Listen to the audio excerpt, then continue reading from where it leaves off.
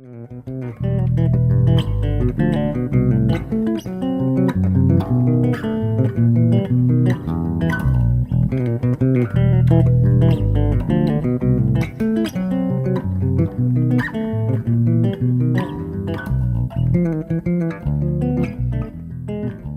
everyone, John Liebman here. You're watching for BassPlayersOnly.com. Coming to you today on location backstage in the beautifully appointed dressing rooms at the Michigan Theater with our old friend Elias Tona.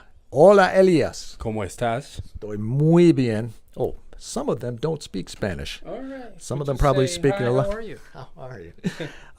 You've been referred to as Elias by a few other people in the entourage, but we'll be authentic. I will be there in any case. Okay. Claro que sí. We did a fun interview back a few years ago in Florida, in the Sarasota area. Yeah. So great interview. I think your album had just come out, right. And I remember a really cool picture on the front. And you did a Jocko, was it 3 Views of a Secret, I think? Yeah, great album. So we got the whole story of your musical upbringing and how your career got rolling. And very shortly after that interview, maybe because of that interview, who knows? You got a rather significant gig with Al Dimeola. How did that gig come about? Well, everything in this music business is connections. And, in Tampa Bay, I used to play with people that are doing interesting things like Gumby Ortiz. And Gumby happens to be Al Dimeola's percussionist for more than 30 years. So we did some gigs, local gigs in Tampa, and he had the plan to do a tribute band with Al Dimeola's music, Weather Report, Return to Forever, and he called me to join the band. And then so you're stepping into the shoes of not only Anthony Jackson but of Jocko. Yes, that's an honor. You got the gig, so it must have worked out. Man, it was amazing because when I started playing bass, I started listening to Anthony Jackson and all his bass lines in different styles, like with Michel Camilo, with Al Dimeola, pop music. Everything that Anthony Jackson recorded, I was trying to get all these CDs, all these albums, and I studied him. So now I'm playing his bass line, so for me it's an honor. And so the story is that Gumby put together this band, and we recorded some Al Dimeola's tunes. And I remember the first tune that we recorded, actually in a video, it was Race with the Devil on Spanish Highway. Did you play that with your fingers or with the pick? At the beginning, I played with the finger, but now I'm playing with the pick. So I got the pick like Anthony Jackson did, getting that punchy sound. And so we recorded that tune, and Gumby posted it in Facebook and tagged Al, and Gumby didn't tell him that it was us.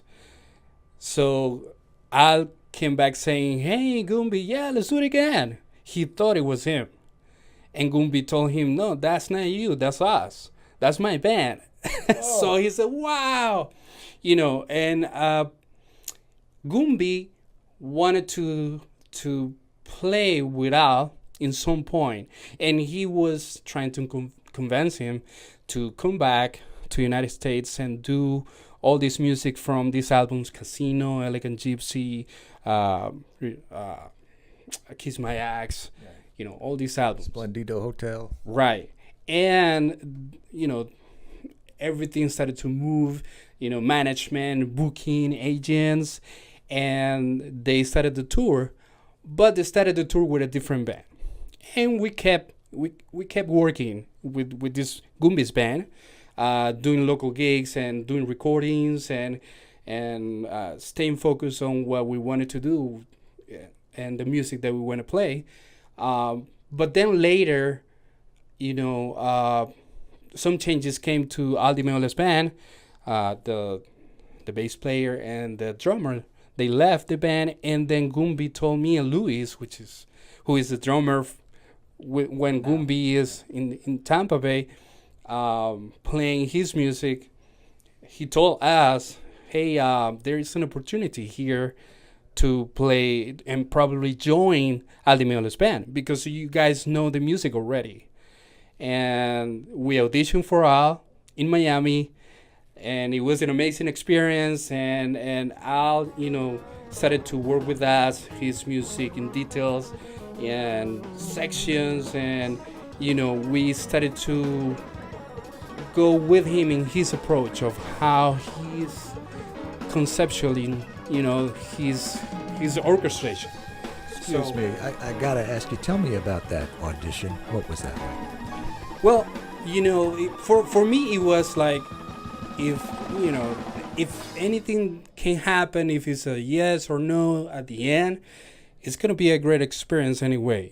To get to play with Dimeola, who is one of the guitarist legends, in fusion and the history of music, fusion music. Well, was he cool? Was he demanding? Was he laid back? Was he? He's a very cool person, but when he's working, he's very, very detailed, meticulous, specific. So he's very intense. And I remember one thing that impressed me from him, which is his sound. He just came with his guitar. He had a Fender guitar amp, and he didn't have any pedals. He just came direct to the amp. But what impressed me was the fact that he started playing, and the sound that came out from that guitar was big as a truck, like a U-Haul. Like, his presence was intimidating. But that actually helped us to follow what he was trying to, because Al conducts his music when he's playing, and you're gonna see it in the show that he is, for example, sometimes conducting the dynamics from his playing, sometimes from his body language, but also when he drops a little bit his intensity, he's telling us, "Go with me." Or when he increases his intensity in his solos, we go with him. I've seen that in videos of him. Yeah. So he's very dynamic, and we started to understand how he communicates these things, from not only from a guitar player, but from a band leader that is very clear about what he wants to do, with his band. Well, congratulations on the gig. That's quite the gig to have. Thank you. And you guys are going all over the place. I did want to ask you about your equipment. Tell me what you're playing through these days. Okay, well, with Al, I'm playing a Fender P bass, 4-string, and the pick, which is a new thing for me since Al, asked me to play and grab the pick, and it was a challenge. But it's for me, it's a different instrument than playing with the fingers. Yeah. But because I knew how Anthony Jackson sounded, I started to make connections with companies that I knew. I was looking for a specific sound, not the sound the bass players maybe in these days are used to, but the sound from that era. Yeah. And I'm using Tech Amp for bass amp. It's an equipment that gives you the full range of the bass. The highs, the mids, and the lows are present. And what about strings? Strings, I'm using Dunlop strings, and also MXR pedals. I'm using the chorus and the flanger for flying on reel, all that kind of sound. Octavers sometimes.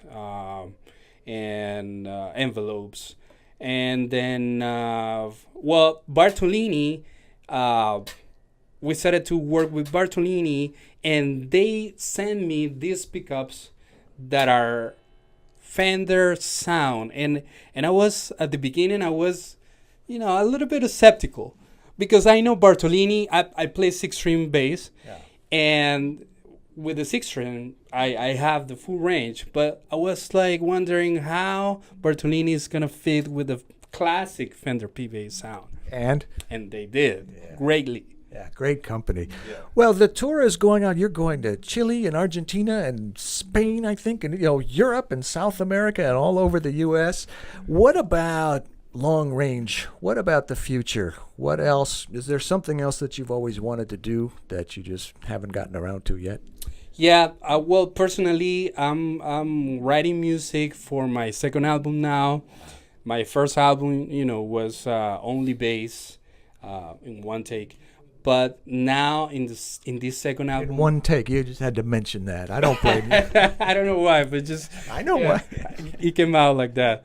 It was it's like a recital in a CD. But for this second album, I'm orchestrating, I'm writing music, and I'm in that process now. I'm trying to find what is going to be my sound like in this album. Dare I ask you when the expected release date is for this new record? I hope it can be next year. Okay. Yeah. All right, let us know, and we will let all these people know. I sure will. I don't remember if I asked you this last time or not, Elias, but what would you be if you weren't a bass player? Yes, you did. And I'm gonna give you the same answer. I love to help people to help them to get better.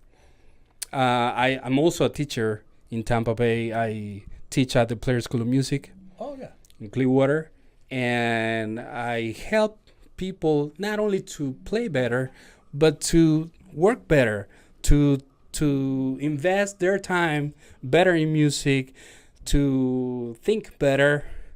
And why not? Sometimes they ask me for advice, not specifically sometimes for music, but any other advice. And I just love to help people. Wow.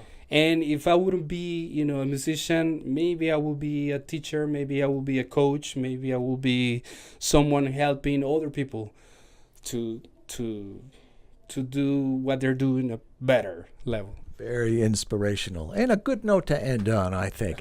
Congratulations on the gig. Thank and you. best of luck with the tour. Safe travels. And get that new record done. Let us know. Yeah, I will. And you opened it up for another follow-up interview. So right. we'll look forward to Thank that. In the meantime, great seeing you again. And much luck and continued success to you always. Gracias, Juan. Hey, Dimeola. On location at the, where are we? Michigan Theater in Ann Arbor, Michigan, with our good friend Elias Tona. You got it right. Eso mismo, hermano. Vámonos. Vámonos. I am John Liepman. You're watching Para Bajistas Solamente. You're watching, did I say that right? Muy bien.